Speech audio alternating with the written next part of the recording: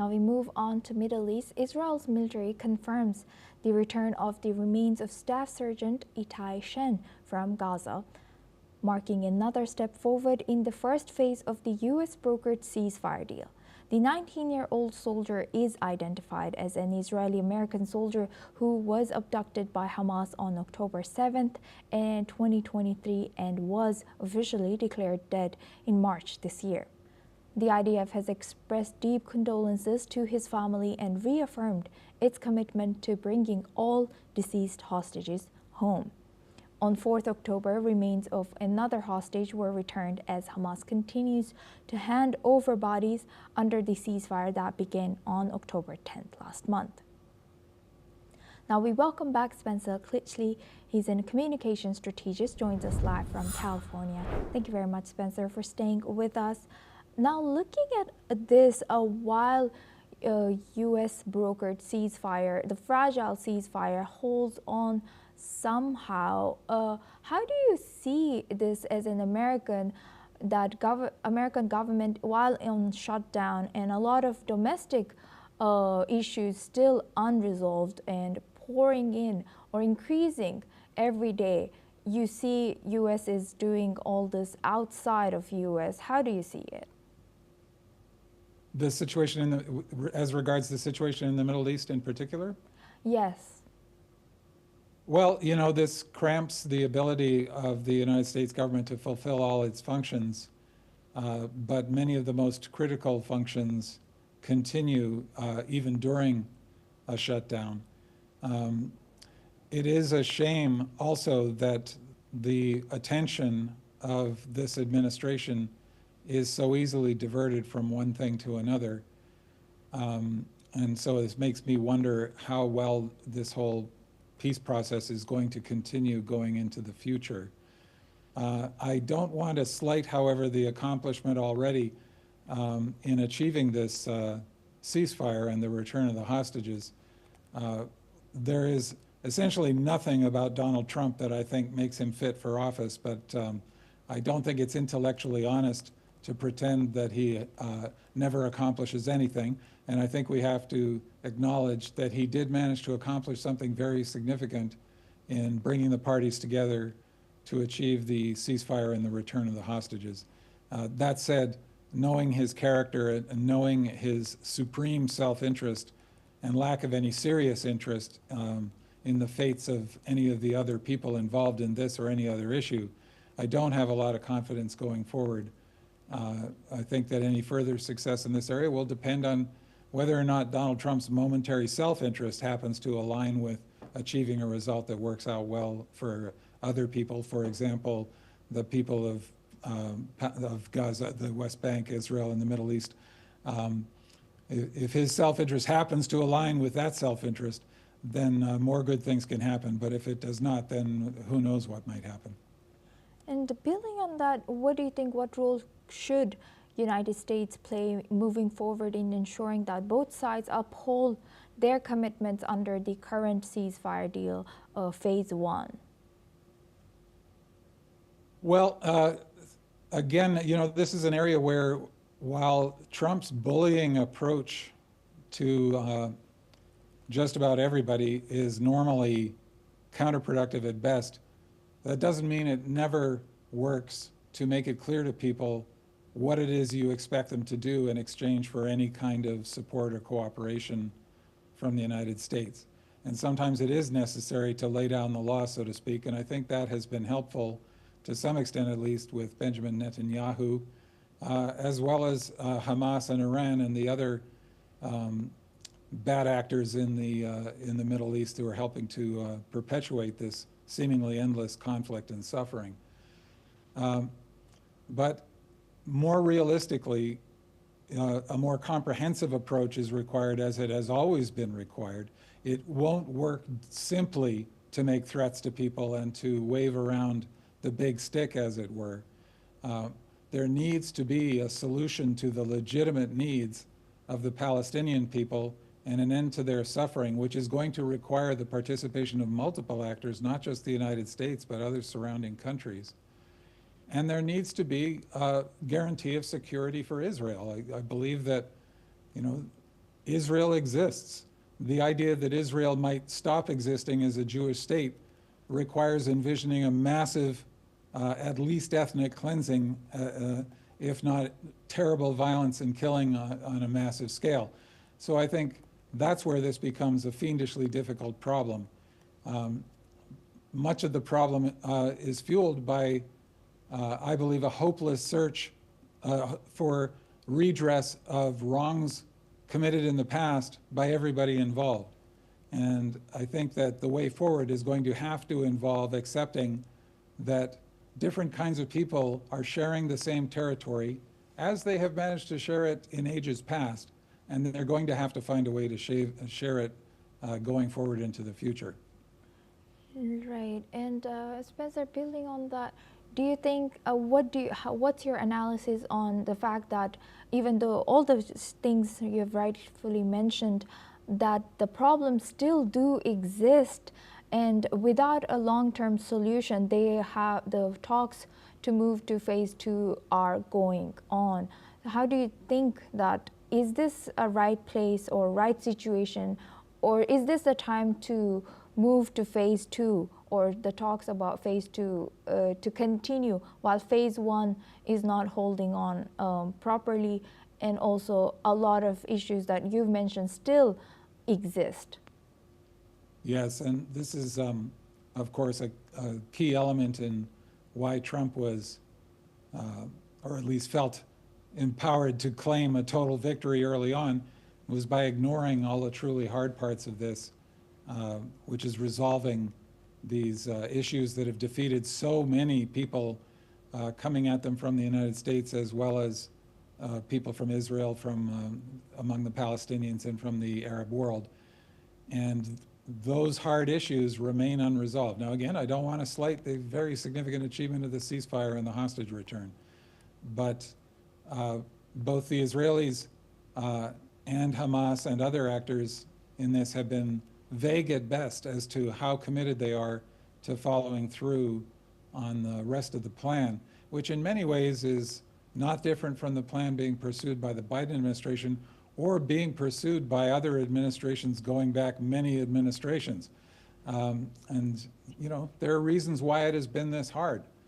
And as I say, I think that the only way this ever gets resolved is for everybody involved to recognize that there cannot be a final victory that's achieved simply through one side triumphing through military force. It's not going to happen through Israel defeating every threat in the region, because you can never do that permanently. And it's not going to happen by the Palestinians rising up and destroying the state of Israel. That's not going to happen either. And to the extent that anybody on either side thinks it's going to, they're just going to perpetuate the suffering of everybody on both sides of the conflict, and just continue something that's obviously gone on far too long and far too unnecessarily. Right. With that, I would like to thank Spencer Critchley for joining us and sharing that insight throughout our news. Thank you very much. Now we move on to our next news. The United States Secretary of War, Pete Hegseth, has said that U.S. forces killed 2 people in a strike on an alleged drug smuggling boat in the eastern Pacific Ocean. Hegseth has stated that intelligence has confirmed the vessel was engaged in illicit narcotics smuggling, transiting along an unknown narco-trafficking route, and carrying narcotics. Meanwhile, Brazilian President Lula da Silva has stated that he hopes there will be no U.S. ground incursion into Venezuela, and reiterated his willingness to mediate between these 2 nations. U.S. President Donald Trump has launched a major military deployment in the Caribbean for anti-drug operations that have already caused dozens of deaths. Venezuelan President Nicolas Maduro has been accused by Trump of leading a drug cartel, and insisting that Washington's true aim is to impose regime change in Caracas and seize Venezuela's soil. Now for this discussion, we welcome Irina Zuckerman. She's a senior journalist, joins us live from New York. Thank you very much, Irina, for joining us again. Good to see you.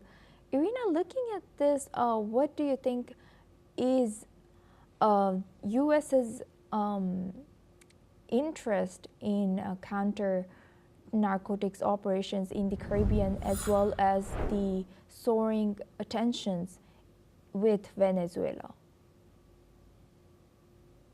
I think there is some talk about potential displacement of the Maduro regime. Let's not forget that the US announced a bounty for Maduro's head. There's been negotiation over US hostages in the past. There's been an escalating concern over fentanyl being smuggled with the help of some of the Venezuela-backed cartels, and generally concern about Venezuela's spread of anti-American influence all over the Western Hemisphere and the destabilizing impact of the Maduro regime. It's also no coincidence that the Nobel Peace Laureate this year was Maria Machado. She is the leader of the Venezuelan opposition. Everything seems to be lining up. That said, the pretext for all of this appears to be this anti-drug operation. The Maduro regime is in no condition to confront the U.S. Directly. In fact, it seems that in the event of a land incursion or any sort of other military effort, there isn't much Venezuela can do directly. It would certainly, however, raise tensions, and it would be used in anti-American messaging. It's also unclear just the rate of success for the anti-drug operation, since the administration has not revealed much in terms of evidence that these strikes have indeed led to any sort of capture or destruction of fentanyl or other drugs. There's a presumption that the boats are drug boats based on the fact that some of them appear to be costly and consistent with the type of boats used by drug cartels. But it's also unclear why, in that case, the individuals who had been captured in one incident were repatriated home and not arrested for investigation. A lot of questions there, and at the same time, there are also rumors hiding about the potential strikes inside Mexico, not coordinated with the government there either. It's not clear whether there's going to be any replacement of any governments or regimes or any airstrikes at all. All we know about is that President Trump is currently considering different options for Venezuela that range from additional sanctions to some sort of military action. Of course, if the Maduro regime is successfully removed and a liberal democratic government is elected, it would benefit the entire region. But on the other hand, if such an operation is not successful, as it has not been in the past with Fidel Castro in Cuba, after many efforts by CIA, it could discredit U.S. tremendously, and it could actually damage any potential for future efforts to oppose such regimes. With that, I would like to thank Irina Zuckerman for joining us and sharing that insight as a senior journalist all the way from New York. Thank you very much. Now we move on to our next news. Ukrainian President Volodymyr Zelensky is welcoming the latest annual report from the European Union's Enlargement Committee, calling it Ukraine's best result in 3 years. The EU's Commissioner for Enlargement says Ukraine has demonstrated its commitment to its EU path. Zelensky, in his address, has stated that every Russian setback in Pokrovsk, Dobropilya and Kupiansk contributes to Ukraine's ability to defend its state, its people, and its independence. He has also said that even during wartime, Ukraine continues to move forward in its EU membership negotiations. The European Council has also approved more than 1.8 billion euros in support for Ukraine as part of a broader facility providing up to 50 billion euros through 2027. This is what Volodymyr Zelensky has said. Російська армія вже не вперше була змушена переносити терміни захоплення, які вони собі там намалювали щодо нашого Покровська, щодо нашого Добропілля, і кожна російська втрата саме на цих напрямках, на Донеччині, на межі з нашою Дніпровщиною, і також в Куп'янську, кожна російська втрата – це внесок у нашу здатність захистити державу, захистити наш народ, нашу незалежність. Символічно, що є сьогодні дійсно найкращий за 3 роки звіт Єврокомісії. Найкращий за 3 роки результат України. Це додає нам всім мотивації, всім українцям, коли Європа визнає нашу спільну роботу. Україна все робить, щоб отримати членство в ЄС. І у час війни, в час складних боїв, наша держава рухається вперед, тільки вперед в перемовинах щодо членства. Now we move on to our next news. A UPS cargo plane has crashed during takeoff at Louisville International Airport, US, igniting massive fires. Authorities confirmed 7 deaths so far, with the toll expected to rise. At least 11 people are being treated so far for injuries, and several others remain missing. The aircraft was carrying approximately 38,000 gallons of fuel, and it exploded on impact, sending flames towards nearby businesses. UPS reports that 3 crew members were on board and are still unaccounted for. According to the FAA, Flight 2976 was bound for Hawaii and crashed around 5:15 p.m. local time. Officials urge people searching for loved ones not to visit hospitals, instead directing them to Reunification Center at the Louisville Metro Police Department's training academy. Mayor Craig Greenberg has confirmed the death toll aligns with preliminary reports, noting that 4 of the fatalities were not on the plane, while the 3 crew members are expected to be added. Rescue operations continue amid the ongoing fire. That's all we have time for. Keep watching NewsX World.